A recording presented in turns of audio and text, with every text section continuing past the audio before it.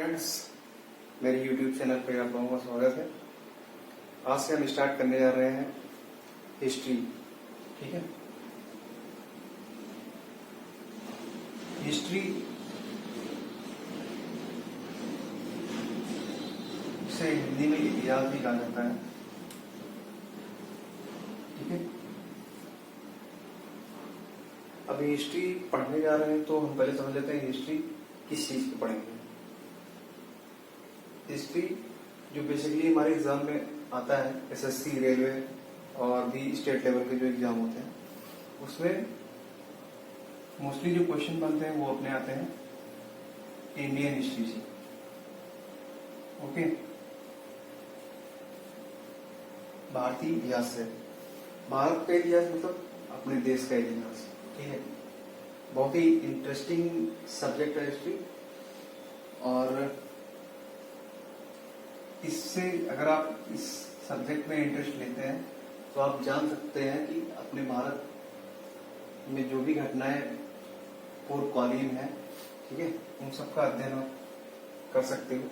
कैसे कैसे घटनाएं हुई, किस किस तरीके के मानो, कौन कौन से। देखो,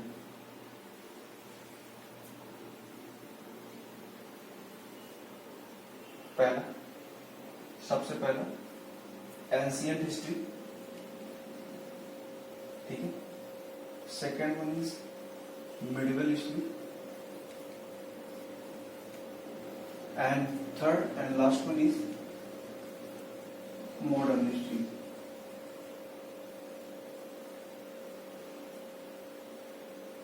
हिंदी में देख लेते हैं क्या होता है। एंशिएंट हिस्ट्री को बोला जाता है प्रारंभिक इतिहास।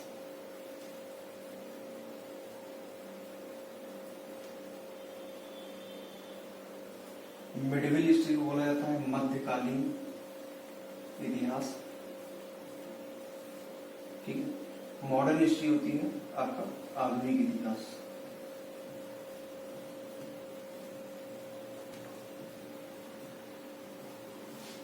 तो हिस्ट्री को तीन पार्ट में डिवाइड करके हम कवर करेंगे, ancient history, medieval history, modern history. आज जो पढ़ेंगे हम स्टार्ट करेंगे एंशिएंट हिस्ट्री से। ठीक है, प्रारंभिक इतिहास से।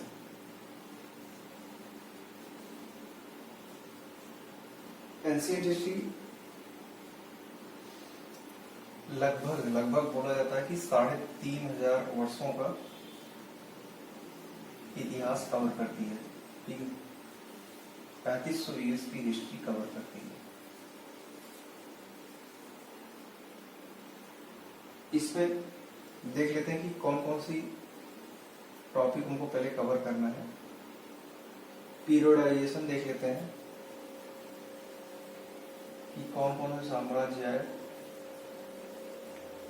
ठीक है, जिसे हिंदी में कालानुक्रम बोला जाता है।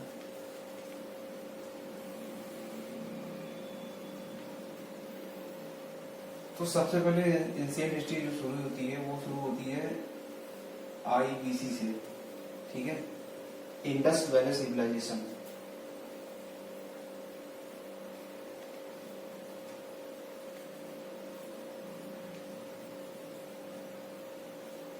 इंडस वैली सिविलाइजेशन मतलब सिंधु घाटी सभ्यता। ओके, सिंधु घाटी सभ्यता।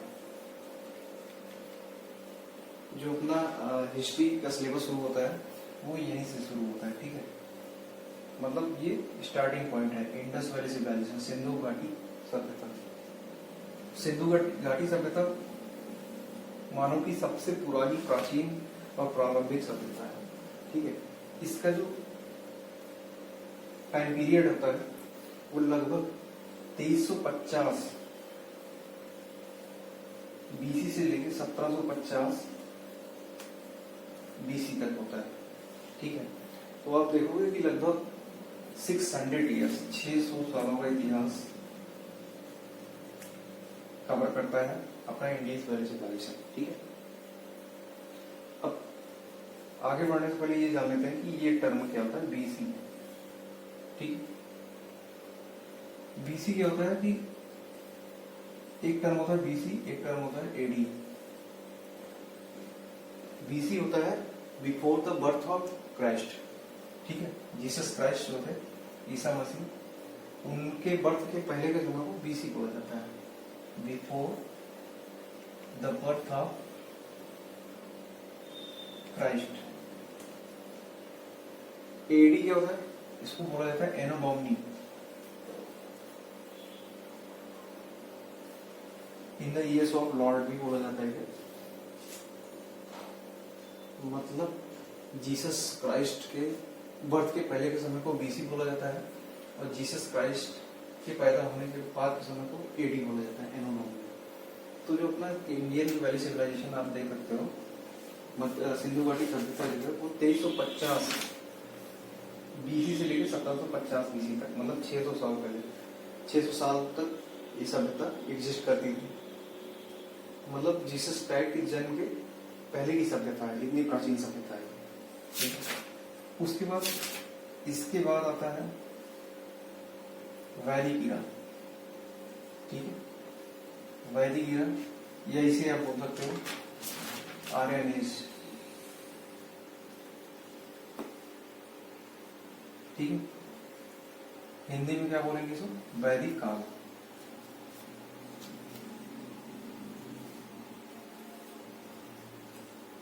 ओके,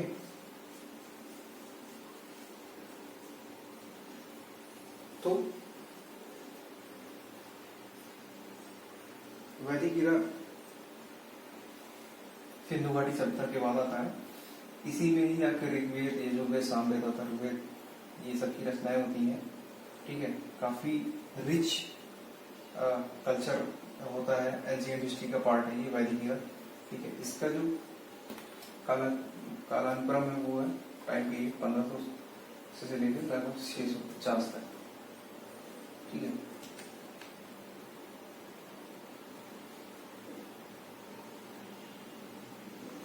पंद्रह सौ से लेकर लगभग 600 साल तक, मतलब लगभग 900 सालों तक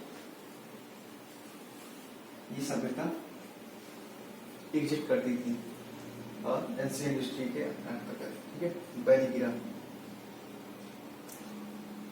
वैदिक ईरा के बाद आपका आता है तीसरा जो है, वैदिक ईरा के बाद आता है मगध इंपायर, ठीक है। मगध इंपायर का जो टाइम पीरियड होता है वो होता है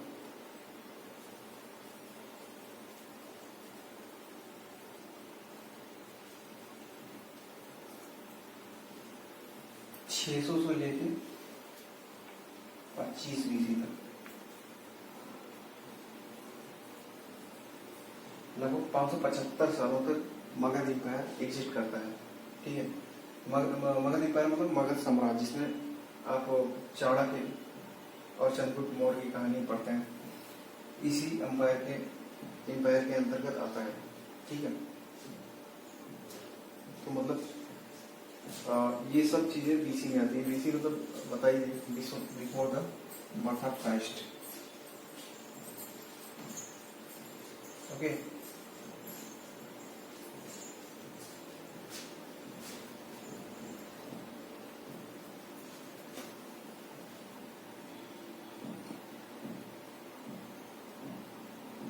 तो उसके बाद मगध पीरियड के बाद आता है अपना fourth one is post Magadh period, okay. Post Magadh period, post Magadh period मतलब मगध पीरियड के बाद का समय जो होता है।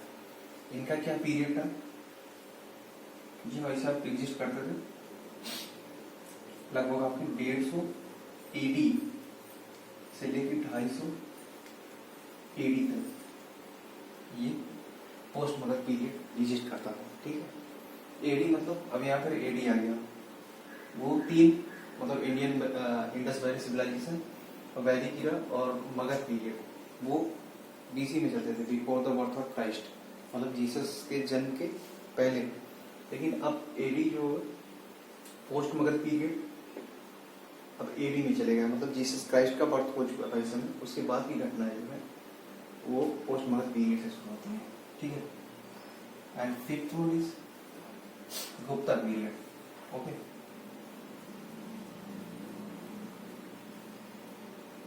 गुप्त पीरियड मतलब गुप्त साम्राज्य से बोला जाता है, हिंदी में आप लोग लिखते हो ना गुप्त साम्राज्य, जिसमें स्कंदगुप्त जिसके संस्थापक थे, कुमारगुप्त, विष्णुगुप्त, इन सब की जो कहानी है, जो भी घटना है वो गुप्त पीरियड में आती है। इनका क्या था टाइम पीरियड, ये 319 से लेके 550 एडी तक एग्जिस्ट किए, ठीक है। 319 550 लगभग 231 साल तक, ठीक है। 231 साल तक गुप्ता पीरियड लाइमलाइट में रहा एंशिएंट हिस्ट्री के अंतर्गत, ठीक है। और उसके बाद 6th और last one is post Gupta period, ठीक है, मतलब गुप्ता पीरियड के बाद का समय।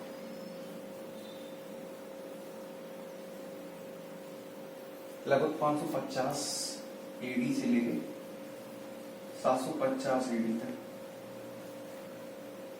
आपका गुप्ता पीरियड चलता रहा, लगभग 200 साल तक, 200 years post Gupta period exist किया।